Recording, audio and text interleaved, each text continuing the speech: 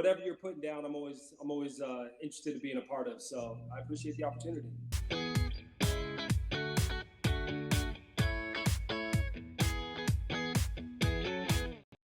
Welcome to Bar Book Trivia. This week our question comes from the Bartender's Guide. In the 1862 Bartender's Guide, Jerry Thomas writes, "In all ages of the world and in all countries, men have indulged in such drinking, social drinks, merriment, imbibing." We'll give you the answer at the end of the show.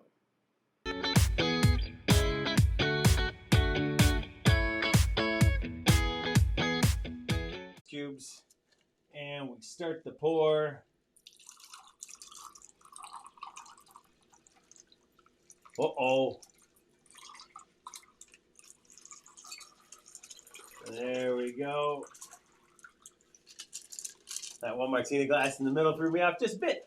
Anyway, the crowd is going crazy. We've chilled the drinks. We've got straight off margaritas, and each of these drinks is a different color all the way through. A little rainbow for you. All right. We will show you how to get the most out of this trick at the end of the show.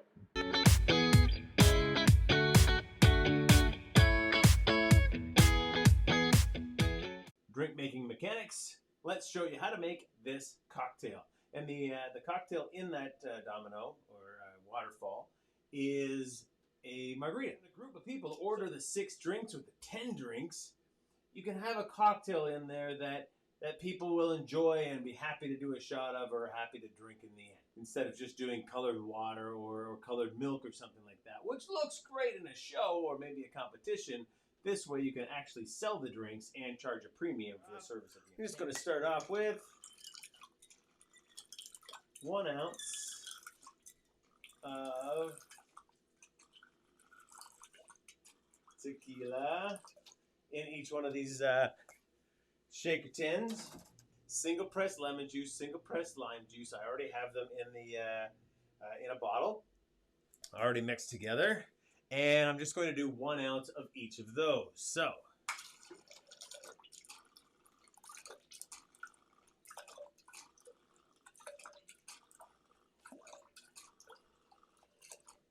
That's called a bounce cut. It's one of my favorite cuts. I think it's really sexy. All right. So now how to make the different colors. The first one is just the regular green from the margarita.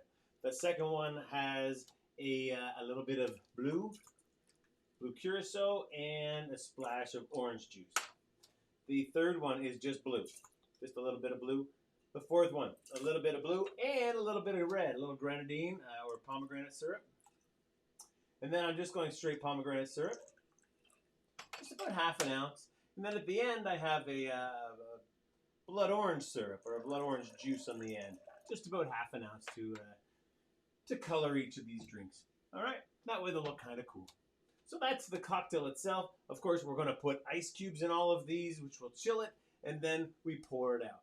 So the cocktail is simply a margarita, tequila, lime juice, simple syrup, and then half an ounce of each of these ingredients that will change the color of the cocktail. You're going to roll your eyes, you might even curse it, but one thing we know for sure is you're going to use it. Here's tonight's bad bar joke. So the other night, this horse walks into the bar. I look at him, I said, "Well, what can I get you, horse?" Just looks at me, and then I realize the horse can't speak English, and he can't understand what I'm saying. It wasn't too long after that a bunch of the guests started getting up and leaving as they were sensing that it's probably dangerous to have a big horse in a bar.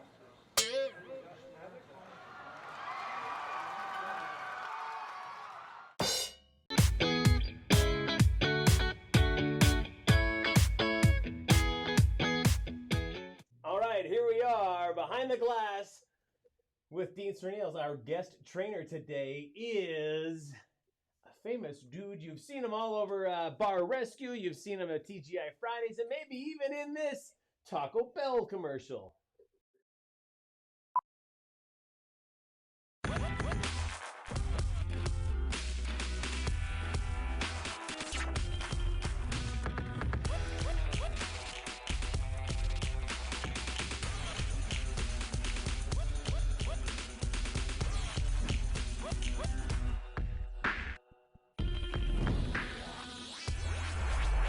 can make that.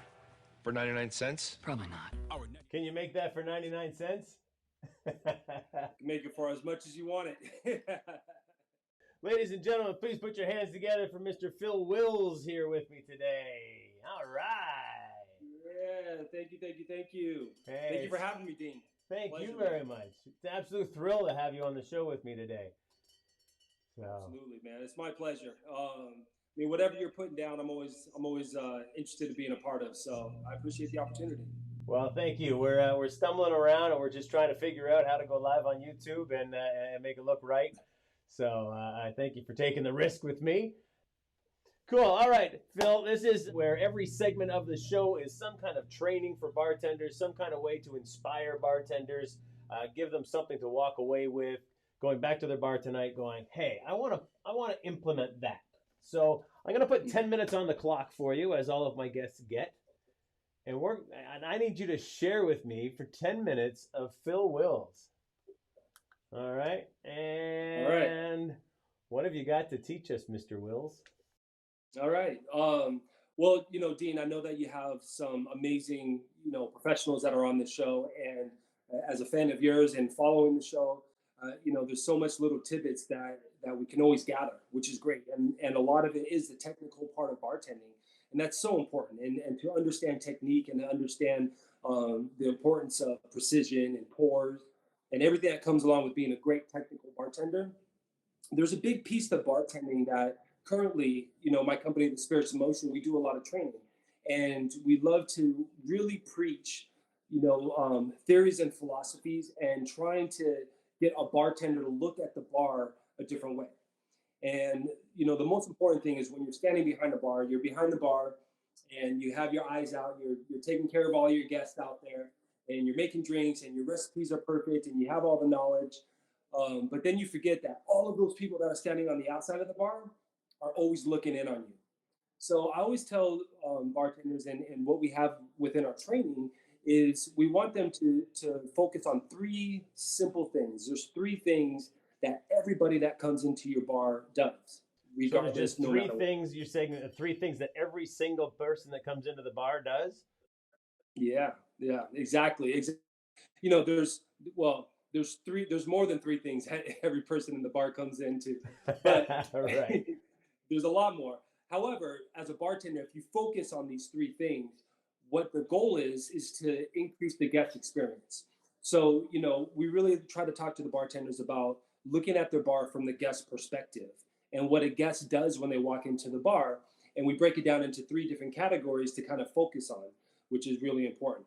You want to hear them? I would love to. I would love to hear the three categories. I'm going to write them down. We'll have the screens coming up we'll have it coming up on the screen. Yeah. Love it. All right. So the first one that we always want you guys to focus on as a bartender is there's three things. Let me start over. Here we go. All right. We have look, consume, and converse. Those are the three things that people always do when they walk into the bar. Okay. Look, consume, and converse. Gotcha. Yeah. So those three things that everybody does when they come into the bar. And think about this as you are behind the bar, what these guests are going through in their experience. So the look part is obviously they sit down at the bar stool, they look around, they look at you, your uniform, how you're dressed, are you put together? They look at the back bar, obviously, looking around at the TVs, looking around at the bottles on the back bar and looking around your bar and noticing how clean or how dirty it is or isn't. And, one thing that we always get caught up in as bartenders is just the fluidity of what we do. And we go through the actions all the time. But stop and look behind your bar. You might have a piece of napkin that's sitting up there that a guest might notice or might see. You might have, your bus tubs overflowing. You might have your trash can more than 3/4 full and it's just overflowing. You might not be put together well. You might not have a smile on your face. Yeah, one of my mentors, learning when I was going through, not Fridays, it was kind of like Fridays in Canada, but he used to walk in the bar and he used to train us, and I was the corporate trainer for this chain, and he taught me to teach the bartenders to go to the front door and walk in and look at the bar as though you're a guest and look over the bar and see those bus bins. It was when you said the bus bins that reminded me of that. Yeah, So yeah, it's just yeah, right on the money. All right.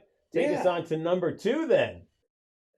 All right, so that was look. Number two is going to be to consume. We're going to do consume on this one. And that's the second thing that people always come into a bar for is to consume something, whether it's food coming out of the kitchen, whether it's drinks coming out of the bar, they're consuming something. So as a bartender, when you're manning the bar, what is it that you can do to help them have the best consumption? It's hard to control what comes out of the kitchen and make sure that the cooks are making it right. But you have that internal time clock on when things should be coming out. And the more you could pay attention to that, if a guest is waiting too long for some food that's hot, or if a guest is just waiting too long in general. Or even just being able to introduce them to things on the menu that they wouldn't normally see or normally try, perhaps maybe your favorite piece of the menu, or something that's kind of hidden on the menu. Great Yeah, opportunity absolutely. to show off Yeah. and be the safari guide. I always like to call it the safari guide, in showing people the menu and taking them through, and then of course all the spirits as well, right? You can show them how to consume the different spirits and whatnot. That's great. Yeah, yeah, and that's part of the other consumption piece of it is just making sure that you're fixing a drink that's going to meet their palate. So, if somebody says that they don't like things that are too oaky or too woody, you're not going to give them, a nice bold single barrel bourbon. You're probably going to go on something a little bit lighter, like a blended Canadian or something like that, if they're looking for whiskey. And then also with the drinks too, just making sure that you're using fresh ingredients, the garnishes are looking sexy, the glassware is clean, doesn't have spots on it, doesn't have lipstick on it, because that whole consumption part of it is not only what they do with their taste buds, but it's also what they do with their eyes, with their hands, how they feel, how they smell. So there's a lot of pieces that go into that consumption part, and that's another piece that you got to focus on when you're behind that bar.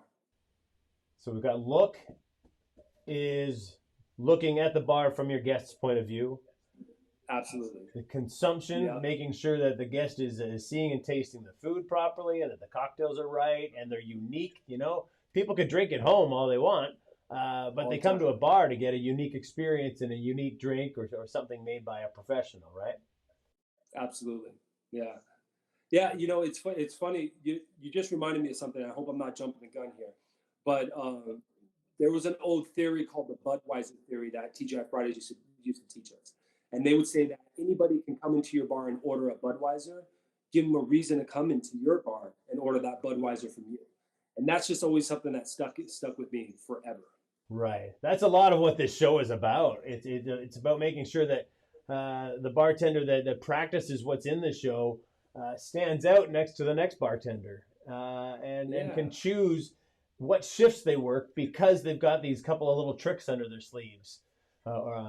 So it's about being bigger than the bar. All right, take us into number three. Number three. Number three is going to be converse. So we did look, we did consume, and now converse. That's the third thing that people are always coming into your bar to do for the most part. You're going to have that occasional guest that just wants to be left alone, just kind of wants to sit at the bar and have their drink and, just be a wallflower. However, you're never going to know that unless you converse with that guest either. So guests are always coming into the bar to converse in one way. And I cannot stand it when I go into a bar and a bartender isn't talking to their guest. And they're just kind of hanging out in the backside on their phone, scrolling through pictures, talking to the girl over at the service bar or the guy over at the service bar.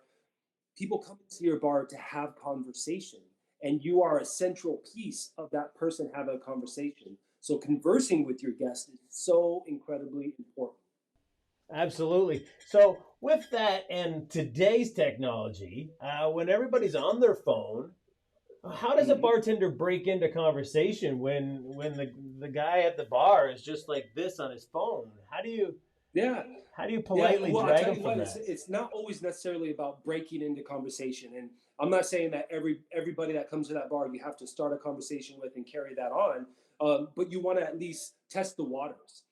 So for me, behind a bar, if somebody came into the bar and the dude's on his phone, or a girl's on her phone, and I just might walk by and say, "Hey, swipe right, swipe right."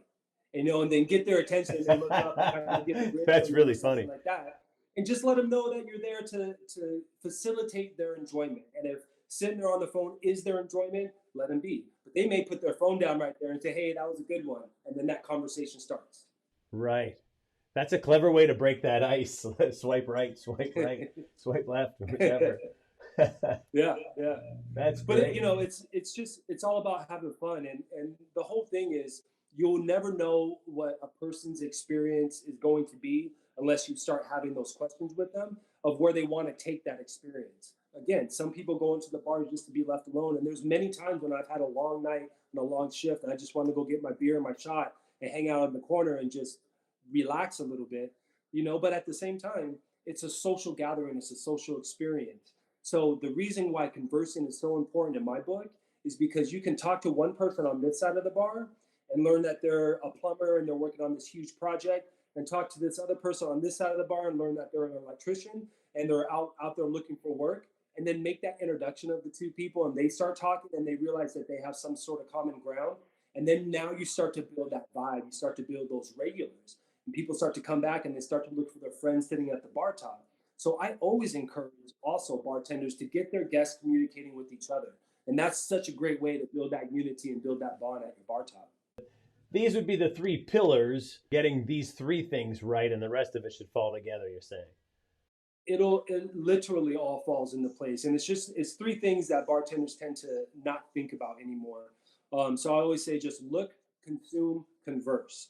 And then within look, you have all kinds of stuff that falls into that. Within consume, all kinds of things. And within conversing, all kinds of things. So you just kind of make it simple where it's like look, consume, converse. If I just focus on these main three areas, it's all going to fall into place. I love it. The Phil Wills Masterclass is just going to be these three sections, right? And we could dive deep into each section and spend days on each section. So. Yeah, you sure could. I mean, consume is all of the mixology, right? Every single bit of Exactly. mixology. Yeah, and it kind of crosses over with look as well too. Because the look of your glassware, is it clean? Is is your garnishes working perfectly? So everything kind of crosses into each other as well. Very cool. That was really very insightful. We're going to see you on One Drink with Phil Wills on Wednesday night. Can't wait. I can't wait either, because we're going to get deeper into where you started, how you got to where you are, and talk a little bit about Bar Rescue, but more importantly about where Phil Wills is headed for the rest of 21 and going into the Roaring 22s. All right, here's all your social media, Phil.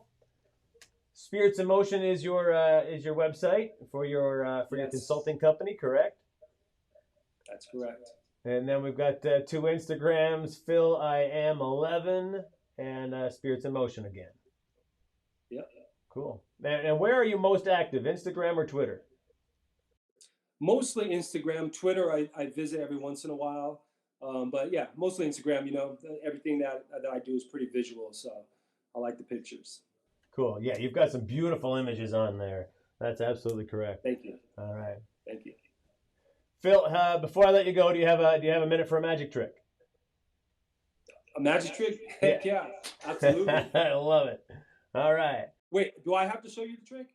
No, I'm going to show you a trick. Okay, perfect. Good. All right.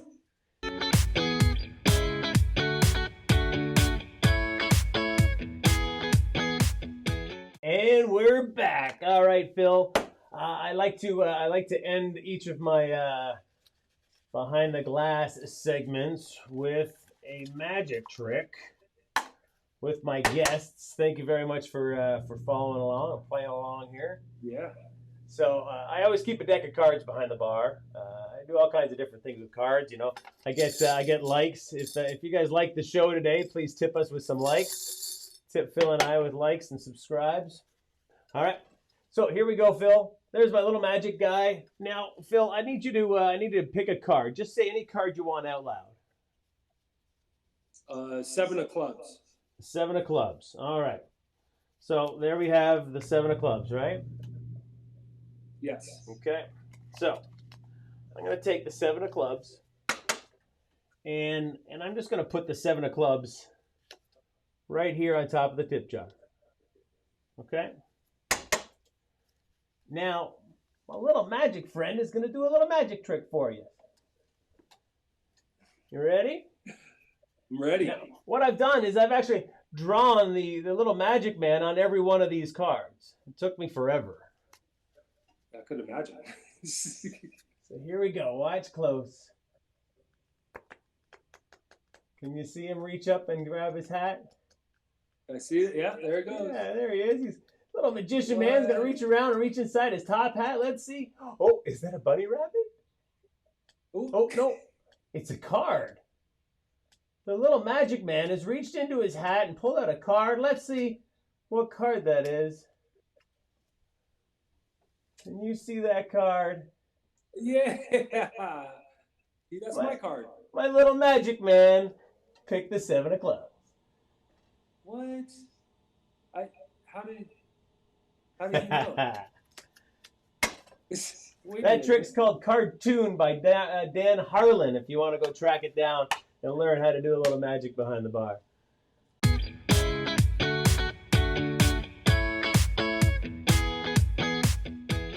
So in order to set up our bar trick of the day or the week, we used to do this in bar shows. Whenever we were opening up a restaurant, we'd do this really cool waterfall. I've seen it in many bartending competitions. 1, 2, 3, 4, 5, 6. So that one goes up.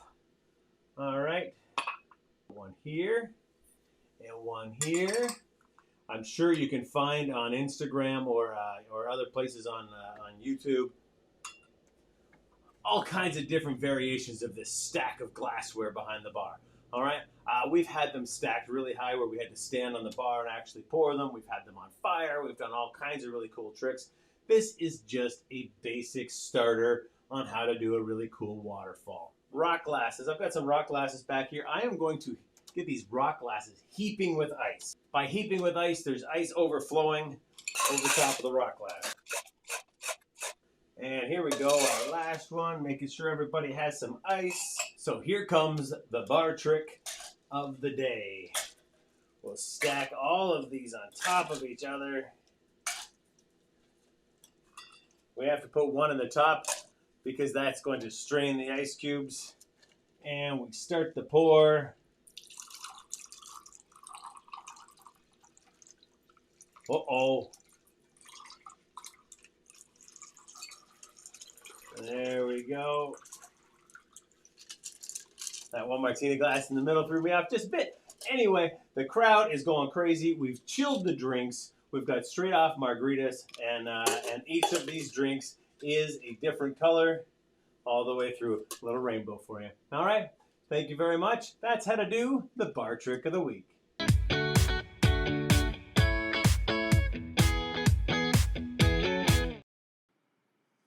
All right, here we go. Our question of the day. In the 1862 Bartender's Guide, Jerry Thomas writes, "In all ages of the world and in all countries, men have indulged in such drinking: social drinks, merriment, or is it imbibing?"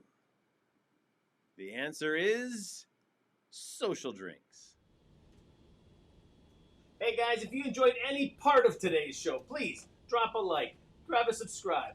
Help us out here. Let us know that you're out there and appreciating what we're doing. Big appreciation and hats off to Phil Wills. Thank you, Phil. Your time today was fabulous. Sharing your expertise was greatly appreciated by myself and I'm sure all of my viewers. Hope you guys get a chance to try this trick out. It is a big money maker all on its own. The recipe is fun too. So thanks everybody. Thanks for joining Behind the Glass with Dean Serneels.